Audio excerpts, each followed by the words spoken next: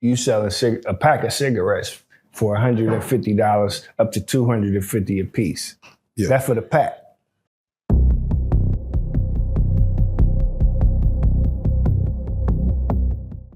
Money on books. Were you being taken care of from the outside before hustling and getting it on the inside? Was anyone putting money on your books constantly? And I'm always curious, whenever you have a song out and it's getting plays, do you see anything from that coinciding with your prison sentence as far as money from residuals or anything of that nature? Does that come to you, a family member? Do you see any funds from having music out in the world? Right, not until 2019. Okay, and I'll tell you why. Now, I was making money putting those, I put 5 albums out from prison. Right. I was making money putting them out. I was dealing with Poly Rec Shop, and at the time I was dealing with a DJ. And so I would just, give me a little money up front to do it, and, a little money here and there. But my thing, champ, I didn't have nobody constantly putting money on my books because I didn't need it. I was constantly sending money home. I was one of them. And there's a few of them. They get real money in jail, So I was, but I did at the end because I was trying to stay all the way clean. Yeah. Like my brothers, Jason, Ty, Trevor, anybody would, send Nolan, they would just send me something, especially if I needed it, if I had to ask someone. Because if I was asking somebody for money, it was like, okay, well, he needed it. Yeah. For those at home who may not know, how much is a decent amount to send somebody, whether fed or state, just to make sure, okay, because some people I don't got nothing. And they might not know like the amount, I'm not looking for no hundreds of thousands. Right. How much is a decent amount for someone to say, hey, I got you, let me put some on that? Man, let me tell you something. The person that's in prison, if you send them $25, champ, if you send them 10, they appreciate that. Yeah. But to move the needle, you have to imagine, if it's just hygiene, if $25, they can get some motherfucking hygiene. Right? You go to 50, now they get, maybe a Zoom or Wham here and there. You know what I mean? Yeah. So I'm not going to say no certain amount, but I'm going to say if you a street nigga and you sending your partner some money and you still out there getting it, man, we all at least send them a couple $100. Minimum. I'm talking about because you ain't been hitting them because you're going to get that to the bitch. Well, yeah. Easy. So, really, ideally, you want to send them a nickel, a thigh, so they going to play tickets and gamble, let them live like how they living on the street. There you go. But if you're out here in the struggle and you're a working person, I'm speaking for myself. Yes. If I send you 50 or I send you a yard or, a yard and a half or something like that, nigga, it's because I ain't got it like that. You feel me? And I got 2 or 3 people that I make sure that I don't have to wait for them to call me. I'm just going to hit you off. It go 250 here, it go 200 there, 50, anything make the needle move. I definitely, when it comes to, of course, like you said, the family, they're going to do what they can. But you was actually hustling while you was in there. I was. What was first of all, what job did they give you? What job did you Yeah, mostly everywhere I went, I had I would probably go in there and get a tutor job or somewhere I could be around a typewriter, in the library or something like that. Or either I was on one of them fake jobs where you really ain't going to work and one of your partners, he got a position, so he gonna check you off every day and you ain't got to worry about it.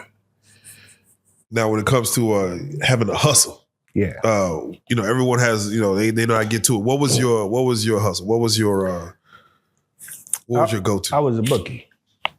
I sold cigarettes. Yeah. I hear Percy back there laughing. Yeah, right. Yeah. How important, because I don't think people understand, like, we speak on it. How important is the cigarette game in prison? Like, look. Like they say it's more important than weed, than drugs. Okay, check this out. Now imagine this. Imagine you sell a pack of cigarettes for $150 up to $250 a piece. Yeah. That's for the pack. For a pack of cigarettes. Jesus. One of them is $10. You know what I mean? Right. So that's the money game. I've heard a story where someone ran up thousands, hundreds of thousands. Man, shout out to Thumb. Shout out to Dial out of Memphis. Man, I watched these boys in real time leave out with minimum of $250,000. My boy had $250,000 on the Cash App because we couldn't even get bank accounts. I'm looking at it in real time. Oh man. Yeah. Oh man. Any other hustles outside of bookkeeping? Yeah, you got the drugs and stuff, but I never would do anything that could render me more time. Yeah. Yeah, I wasn't gonna mess with no drugs or nothing like that. What was your vice while you was in there? So, I mean, everyone has a vice, I'm assuming, like to get them through their time, whether reading, whether gambling, whether, you know, what was your vice to get you through, like something that you use, like I'm gonna use this to get me through all this time? Jesus Christ. Yeah, Jesus Christ. Did you, a lot of people lose faith when they go to prison. Yeah. You found, you became closer. That was in the beginning. Okay, yeah. Yeah, for sure. And I understand them in that aspect too. But me, I know God is real, see, because the shit I done been through, I knew a nigga couldn't have got me out that shit, you know, or got me through it. He didn't have to get me out of it, but you know, so even when I was finna have a fight or going to a ride, I had a prayer I would say. I said, Lord, please give me the skills to be on the battlefield and remain victorious because my record was flawless. Oof. You know, I said, but hopefully, you know, this won't have to happen. But if I do, basically, God let me win. Is there a fear that every day you could die in prison? Is yeah, that a real but it's thing? not a fear that you, no, it's a reality. It's not a fear. It's more of a reality because you're not spending every day thinking about, I could die today. Right. But it's such a reality that reality dictates your moves. It dictates your actions. Yes, sir. Because I know if I do this wrong, I play this dude too out of pocket, then I could die today. Correct. You know. You're an artist. Yes. How does that play in prison? Like, are you able to, do you continue to write? Can you record? I've heard people record on phones and drop. I remember you had a track that dropped. I did while 5 albums. Yeah, you had some, you had music that dropped while I was in there. Man, what? How does that work? I started off on the jail phones, right? Okay, yeah. That's what put me up under the radar of the Federal Bureau of Investigation. They were like, no, we ain't gonna let you do that. Then, of course, it translated to the cell phone shit. Yeah. You know what I mean? So anywhere I could get a dial tone, I was rapping. Right. Are you writing down your raps? Are you writing? Like do you have hell yeah pages and books, pen and pad? All that. Okay. Yes. Okay. I did. Mentally wise for you, this is again what you do. Are you collecting something for when you finally do get home? Absolutely. The whole time. That was my motivation. So you asked, what was my vice? Let me answer that. I didn't really have a vice. You know, I'm not much of a drinker, smoker, or none of that type stuff. I picked up a cigarette when my mom died, 2016. That was a big fucking mistake. But however, I didn't have that to where I just had to have, and this gets me through, right? So if it wasn't God, I just knew God was gonna get me through.